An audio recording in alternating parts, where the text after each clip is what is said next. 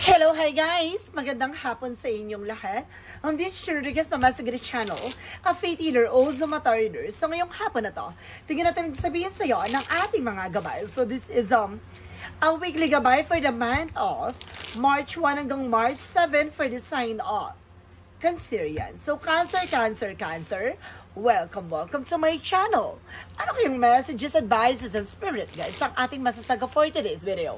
Kano na kayang energy or kaganapan sa buhay ng mga Cancer ang ating makakagilap? So guys, this reading is a general reading namang hindi lahat makaka-resonate. Kunin lamang po ang makaka-relate sa inyo and comment down below kung kaninong energy ang ating nasaga. And of course, don't forget to like and subscribe my channel and hit notification bell for more videos update. Because maraming salamat po sa mga walang sawang pagsuporta sa aking channel, lalong-lalo na ang hindi nag-skip ng ads na way pagpalain kayo ng Diyos at may kapal. Siksik liglig nag-uumapang na biyayang manong balik sa inyo. So let's see guys, what is the messages, advices sa'yo ng ating angel spirit for the sign of Cancer. So let's see and watch this. Ano kaya kaganapan sa buhay ng mga Cancer? Yan ang ating mga kaganap. So guys, itong ngayon at bubulabugin natin ng angel spirit, please give me an information.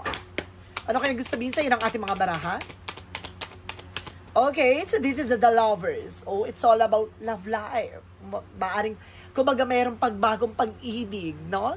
Na maaaring pumasok sa pikang puso mo. Charis, kumbaga itong tao na maaring, kumbaga, magbigay saya, kilig sa'yo, and this is something that temperance for solid foundation. So, ibig sabihin dito, maaaring matagal na kayo. Or there is something, a new person, na magpapatibay ng inyong pundasyon, ng inyong pagsasama. And this is something that page of your intuition. So, kumaga, maraming papasok with something ideas or something desires, no? Kumbaga maraming papasok sa isip at puso or mga plano nyo sa buhay. So let's see what is the additional messages. And there's something, the Sun card. Now, there's something a pure positive outcome. Magiging maganda talaga ang kalalabasan dito na maaaring lilinisin sa'yo lahat ng mga negatibo sa buhay, no, na nangyayari sa inyo. And this is something, the King of Swords. Stop the pattern. Putulin mo yung mga bagay na hindi nakakatulong sa inyo, na mga bagay na makakasama sa inyong pagsasama, sa inyong pag-iibigan, sa inyong harutan. Let's chinga, no? Let's see what is additional messages with the Ten of Wands. There is something, a burden, no? Maraming obligasyon at responsibilidad. Ganon. Marami kayong mga iniintindi sa buhay pa, no? Kumbaga, both side of situation, guys, o both side ng eksena nyo, maaaring marami pa kayong iniisip o iniintindi. The lovers represent what?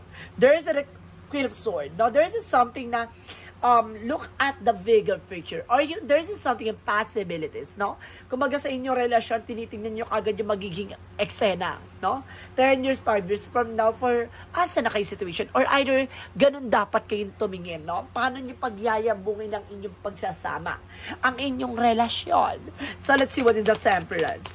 Represent with a word card. Some of you guys nakilala mo itong tao to international or something local. Maaaring itong tao na to ang magbigay ng bagong mundo or bagong ikagigisnan mo, no? Or bagong mukha sa eksena mo. Parang hindi ka familiar sa eksena na to, ganun. Or sa lugar na to. Kumbaga bagong eksena siya. There's a Page of Cups. Represent what? There's a Four of Swords by intuitions. No? There's an intuition and intuition. And you need to pay attention sa inner voice mo. Makinig ka sa gut feeling, makinig ka sa nararamdaman mo. What is the Sun card? Represent with the Knight of Wands. Slowly but surely. Maging mahinahon. Huwag pa dalos-dalos sa mga eksena na gagawin mo. Let's see what is the King of Swords. Represent with the Ten of Swords in reverse. So there's something, no more sabotage, no? No more betrayal. Oh, ibig sabihin pinutol mo na yung mga taong hindi makakabuti sa inyong pagsasama. It's good. And there's something, the Knight of Swords. It's just nagbibigay anxiety, sleeplessness, ay obligasyon. It's either marami kayong hinugulugan, marami kayong utang, marami kayong, kumbaga, binabayaran pa as of now. So, let's see what is the Lovers in the Queen of Swords. Represent with the Page of Pentacles. Investment. Invest wisely. So, see, kumbaga itong tao na to, kumbaga mag-i-invest ka, it not only a love, no? Mag-i-invest ka with a material offer at the same time ng time and effort. So let's see what is that temporary, because the word card represent with the Two of Cups, with a partnership, no? Kumbaga may partnership dito guys, no? Babaguhin dito ang mundong ginagalawan mo.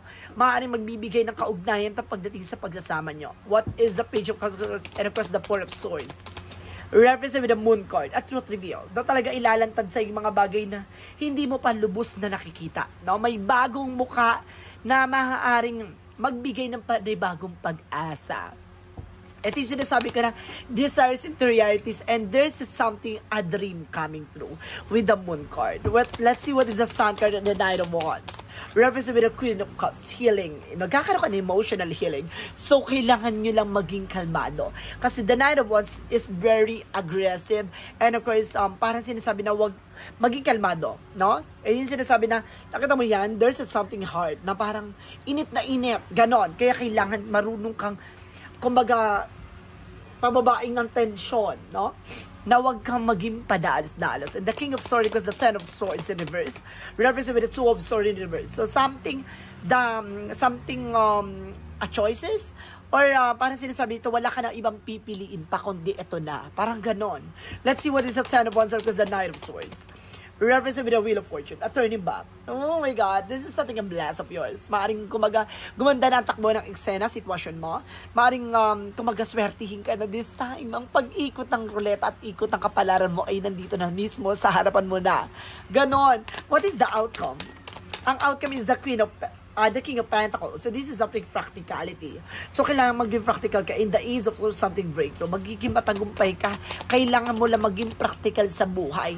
No, kailangan alam mo kagad yung magiging plano mo. Kung ano ba talaga yung gusto mong mangyari sa buhay mo. Ganon. Kailangan marunong kang kumbaga kontrolin or marunong kang i-balance, no? Yung material and of course yung yung personal interest mo. Kailangan marunong kayo balance mo yan. And this is the Ace of Pentacles with a big shot and big money coming for you. May malaking opportunities, kaya handa ka dapat dito. So let's see what is additional messages for finances and career. For finances and career, there's a strength card with a confident, lakas loob, tapang mong harapin. No? Ibig sabihin dito, kailangan matibay, malakas ka. Hindi pwedeng duwag ka. May alinlangan, hindi pwedeng ganon. And this is the Six of Pentacles. There's a something giving, receiving something by the universe. Some of you may magbabayad ng utang, or some of you guys magtutuloy-tuloy na yung pera, or some of you guys, kumbaga may magbibigay ng offer sa'yo. There's a something na parang inabot. No? It's an offer. And this is something the Hangman. Makinig ka. No? There's a something the Hangman na maaaring kumbaga matatanggap mo na eh. Nakita mo na kung paano mo tanggapin. Pero biglang may harang, may tututol. No, para hindi mo tuluyang makabig. Kaya mag-iingat ka. No, merong naghahatak at nagbibigay ng sa'yo dito, negatibo. One more card, please. And there's a star card for recovery. Don't you worry, makaka-recover ka for this scenario. No, para unti-unti ka nang makakawala, no? For negative situation. Let's see, guys, what is additional messages? Pagdating tayo sa love life. Pagdating sa love life mo, there's something the Knight of Wands, Knight of Pentacles with security. Na maging secure ka pagdating sa love life, no? Sa pag-ibig, wala dapat yung share. Diba? Hindi pwedeng share tayo ng ganun, hindi pwedeng ganon. Akin lang ang asawa ko. Charis, kumbaga ganon, diba? Kumbaga sa akin lang siya. Charis, may ganong eksena dapat. Marunong ka dapat alagaan at secure yung kung ano man na meron ka. And this is the Hierophant. So this is something hidden agenda or hidden enemies. So meron ditong bigla ang kumaga, extra, no? Bigla ang sasapaw. And this is something that's of Pentacles. Keep yourself balanced. Maging balance, huwag ka dapat nag-share ng anumang information pagdating sa privacy, no? Sa love life. What is additional messages pagdating sa health? So this is a Ten of Cups with happiness. So magiging masaya ka this time. Now there's just something fulfillment then at the same time. Let's see what is additional messages. So there's an Eight of Wands for a past communication and past moment. So magiging maganda na ang iyong kalusugan, no? At ang iyong kalagayan. So, let's see what is the magical fairy messages represent what? What is the magical fairy messages represent? With the spiritual teachers. Some of you guys na may albularyo, may manggagamot dito. And this is something a marriage, no? Maaring kailangan mo ng manggagamot. Thank you, Angel Spirit. And there's a marriage, no? Meron ditong kasal or ikakasal. One more card. And there's an affirmation. Positive thought create a positive result. Always being positive, guys, no? And being optimistic. And there's you got the power. Kayang-kaya mo, no? Mapangatawanan, kaya mo mapunta sa spotlight na yan. You can do it, no? Use your ability. And of course, use your ability and enhance your abilities. Ganon. Kailang palawigin, palakasin. What is additional messages with the synchronicities? And there's an attractions that you are being attracted to anyone. Na maaaring kumaga gustuhin ka. Ganon. No? Laging kumaga parang parang laging marami nakatingin sa'yo. Inggitin ka. Ganon. And there's a magician. Oh my God, there's a magician dito. With something manifestation. And there's a brother, no? Maaring may kapatid ditong lalaki, no? Na maaring na-attract din sa'yo. Ay, ganda mo. Oh, yes, sir, no? Maaring kumaga meron din ditong lalaki na gugustuhan ka. Ay, masabag. O meron ditong lalaki nagkakagusto. Meron kang nagugustuhan lalaki. Or meron ditong lalaki na nagkakagusto sa'yo. No? Ganon. And there's a soul ties. Now, there's something reunion. Some of you guys, no, mayroon reunion na maaaring mangyari. There's a reconciliation. And there's a something regret. Na may disappointment dito. Or kumaga may panghihinayang pagsisisi. What is the synchronicities? Represent what? For synchronicities represent? Synchronicities represent with a legal matter. Meron talaga dito legal na usapan. Meron ditong separation, annulment, and there's something a home, no? And there's something a marriage then, marriage contract. And there's a home foundation. Maaaring magsasama kayo. Oh my God, may fixed marriage ba dito? Oh my God, may nakita kang fixed marriage. Oh my God, let's see what is additional messages with an angel spirit. With an angel spirit, God, please give me information pa. And there is a guilt. Na meron dito may galit at may galit. Inis sa'yo. May inis sa'yo, na? May inis. And there's a discipline. So, kailangan mo magkaroon ng disiplina. Oh, talaga ba? What is additional messages with an angel spirit, guys? And there is a decide to be happy now. So, kailangan mo mag-decision ngayon na magiging masaya ka ngayon. And this is something self-respect. Kailangan mo na respetuhin yung sarili mo. No, huwag mo masyadong, di ba? Huwag mo masyadong pinipressure yung sarili mo sa mga bagay-bagay. Hayaan mo siyang mangyari, natural. What is the angel's answer? Represent what? For the angel's answer, represent with a let go. Na may mga bagay na kailangan mo let go. May mga bagay na kailangan pakawalan. And this is something unlikely. May mga bagay na hindi mo magugustuhan pa sa ngayon. No, may mga bagay na hindi pa pumapabor sa'yo. So, kailangan mo maghintay. Hayaan mo siyang kumaga mangyari ng kusa. Let go. Diba? What is additional messages with an angel spirit? Marunong kang ikalma. And there's a lost land. So there's something, you've done this before. Nangyari na to sa nakaraang buhay mo, nangyari na to sa mga nakaraang eksena mo. No, soul memories and gift. No, maaaring ito yung regalo sa ating universe na maaaring ibalik ulit sa panibagong eksena. There's a reunion. Ibig sabihin, nangyari na. Or maaaring may taong babalik from the past. And this is something, you got the love. Boundaries. No, ibig sabihin, may babalik dito. There's a two-person. May babalik pero sasaktan ka. May babalik para mahalin ka. Oh, totoo ba? So, kailangan mo mag-set ng boundaries dito. Ganon dapat. Kasi mayroon dito pagsisisihan mo pag hindi mo to kinagat. Ganon. What is additional messages with the chakra messages? And there's a services. Now, some of you guys, there's a public servant or services sa trabaho. And there's a passion. Gawin mo yung mga bagay na makakapagpasaya sa'yo. So, let's see what is a romance angels represent what?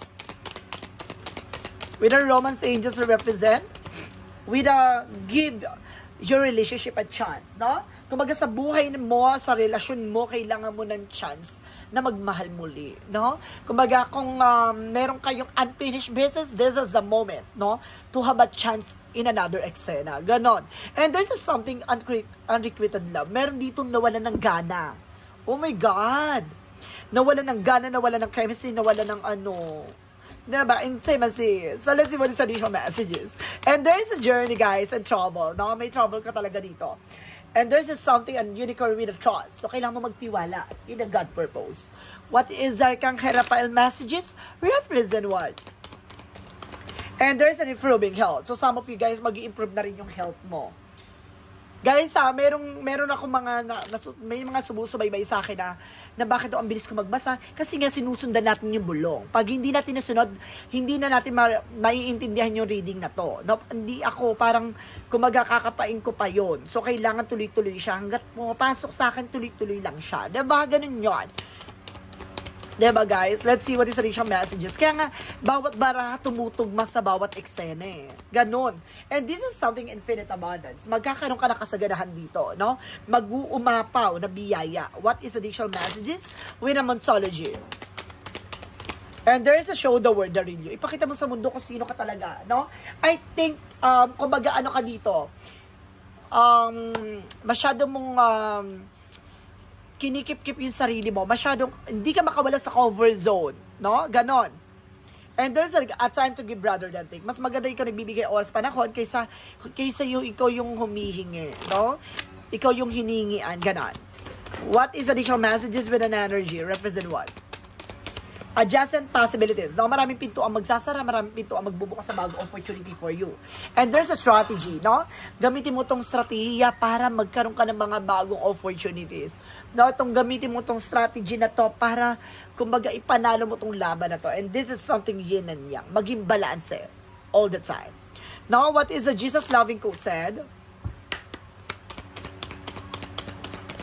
What is the Jesus loving quote said? Come to me, all you that labor and heavy laden, and I will give you the rest. So see, lahat daw ng mga babibigat, lahat daw ng mga pasanin, obligasyon, bitawan at pakawalan mo, gagaan ka sa sitwasyon. Dahil, kumbaga, masyado ka na nadidrain or masyado ka nang nababurn out. No? Dahil sa mga negative, dahil sa mga obligasyon, dahil sa mga bagay na alam mong hindi mo kontrolado. What is the angel's number? Represent what? What is the angel's number? Represent? With a 15-15 for the big break. This is the moment, no? Parang ito na yung panahon at pagkakataon para magkaroon ng pagbabago. The progress is here. And there is a forward for a movement, no? Ito na yung panahon at pagbabago na mangyayari sa buhay mo. An opportunity, help, and extra cash. Or other support is coming your way. So keep going and have fun. When performing for your task, the most tremendous success comes from your passion.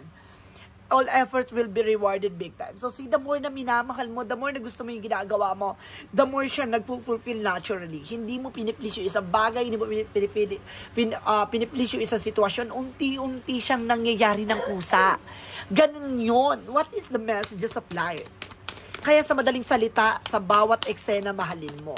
No, ano man yung sitwasyon na kinagagalawan mo, kumaga mahirap man ang sitwasyon na kinagagalawan mo, kailangan mahalin mo yan. Kasi the more na minamahal mo yung sitwasyon, the more siyang kumaga inaayos, no? Yung tamang pagkakataon para mabago yung ikot ng kapalaran para sa'yo. And this is something I welcome. No? Dito papasok yung kumbaga wini-welcome ng ating Panginoon. This is something this is a brand new beginning for you. Ganon. I welcome life as it present itself to me. Today, I take each step on my path to fulfill with a good faith. I swim easily with the flow of life. I embrace all experiences the universe bestows on me. Even those that may come prove and challenging, I know all will fall into the place of the greater good. So, alam mo sa sarili mo na, kumbaga, may kalalagyan ka. No, mayroong opportunity na para sa'yo talaga.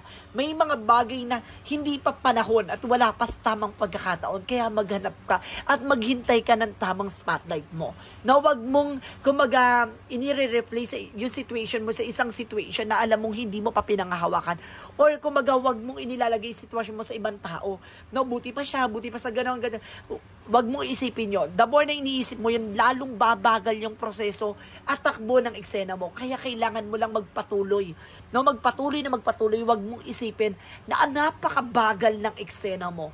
No, wag kang mag-alala. No, darating yung araw na ikaw naman ang babasahin ng kapalaran. Ganon. So guys, this is a weekly gabay for the month of March 1 hanggang March 7 for the sign of Cancer. So, Cancer, maraming salamat for this wonderful reading. So, once again, this reading is a general reading lamang, hindi lahat makaka-resonate.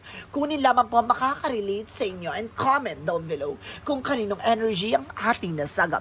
And of course, don't forget to like and subscribe my channel and hit notification bell for more videos. Because maraming salamat po sa mga walang sawang pag-support sa aking channel. Lalo-lalo nang hindi nag-i-skip ng adsaway, pagpalain kayo ng Diyos at may kapal. Siksik liglig na gumapaw na biyayang manong balik sa inyo at maraming salamat and see you in the next video. Bye-bye and babush!